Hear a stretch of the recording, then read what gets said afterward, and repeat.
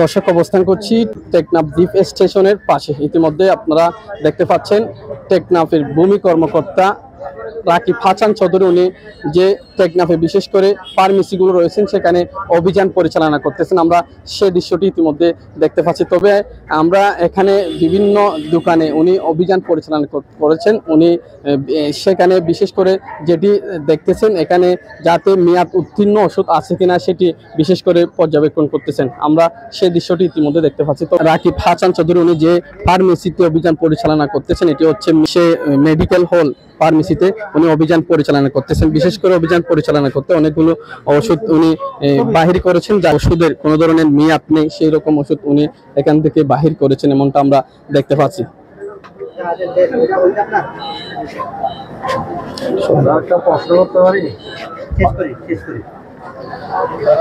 দর্শক, উনি আমাদেরকে যেমনটা জানিয়েছেন, বিশেষ করে যারা টেকনাফে ফার্মেসির দোকান রয়েছে যারা দিয়েছেন তাদেরকে যেমনটা সতর্ক করে দিচ্ছেন। উনি যেমনটা বলতেছেন, টেকনাফে কোনো ধরনের যে মেয়াদ উত্তীর্ণ ওষুধ থাকতে পারবে না এবং অনিয়ম যাতে করতে পারবে না, এরকম একটা উনি সতর্ক করে দিয়েছেন, বিশেষ করে যারা ফার্মেসি ব্যবসায়ী রয়েছেন তাদেরকে।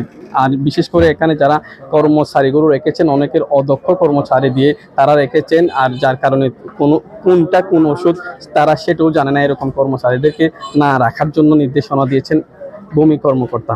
সেই দৃশ্যটি ইতিমধ্যে আপনারা দেখতে পাচ্ছেন। এখানে 3 থেকে 4টি দোকানে উনি অভিযান পরিচালনা করেছেন। অভিযান পরিচালনা করে সে অনিয়মগুলো যেগুলো পেয়েছেন সেখানে তিনি জরিমানাও করেছেন, এমন দৃশ্য আমরা দেখতে পাচ্ছি। তো এখানে যে দৃশ্যটি আমরা দেখতে পাচ্ছি, এখানে বিশেষভাবে যে দোকানটি যে ফার্মেসিতে অভিযান পরিচালনা করতেছেন, সে ফার্মেসিতে জঘন্য ধরনের অপরাধ করেছেন এমন একটা আমরা শব্দ শুনতে পাচ্ছি। উনি এমনটা বলছেন, যার কারণে উনি যেটি বলতেছেন এই দোকানটি যাতে বন্ধ করে দেওয়া উচিত বলে মনে করতেছেন। কারণ এখানে যে ধরনের অনিয়ম উনি পেয়েছেন, সে ধরনের অনিয়ম পেলে হয়তো যে অনিয়মের কারণে জনগণের অত্যন্ত ক্ষতি হয়, সে অনিয়মের কারণে যে এই দোকানটি বন্ধ করে দেওয়ার জন্য ঘোষণা দিচ্ছেন ভূমি কর্মকর্তা রাকিব হাসান চৌধুরী। উনি এখানে 3 থেকে 4টি ফার্মেসিতে অভিযান পরিচালনা করেছেন। অভিযান পরিচালনা করে বিভিন্ন ধরনের অনিয়ম উনি পেয়েছেন।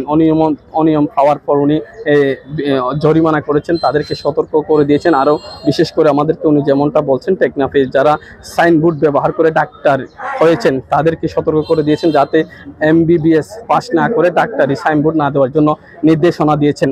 বিশেষ করে সে দৃশ্য আমরা ইতিমধ্যে দেখতে পাচ্ছি। তবে বিশেষ করে তিনি যে সতর্কটি করে দিচ্ছেন, এটি একটি অভিযান। সে অভিযানে তিনি যেমনটা বলতেছেন, আসলে টেকনাফে কোনো ধরনের যে ফার্মেসি রয়েছে সেই ফার্মেসিতে যাতে অনিয়ম না থাকার জন্য এই অভিযান পরিচালনা করতেছেন। যাতে ড্রাগ সুপার মহোদয়ের উপস্থিতিতে আমরা আজকে এই যে টেকনাফ এই যে পৌরসভায় আমরা বেশ কিছু ফার্মেসিতে আমরা অভিযান পরিচালনা করেছি।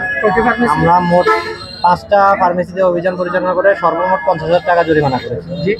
সর্বমোট 50,000 টাকা জরিমানা করেছি।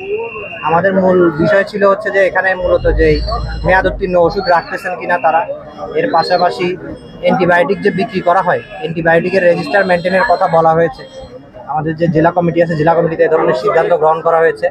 তো এই সিদ্ধান্ত তারা প্রতিপালন করছে কিনা, এর পাশাপাশি তারা বিভিন্ন ধরনের অবৈধ ওষুধ বিক্রি করছে কিনা, কিংবা ফিজিশিয়ান স্যাম্পল যেগুলো আসলে বিক্রয়যোগ্য না, এই ধরনের ওষুধ কি তাদের কাছে রাখতেছে কিনা, এগুলো আমরা যাচাই করছি।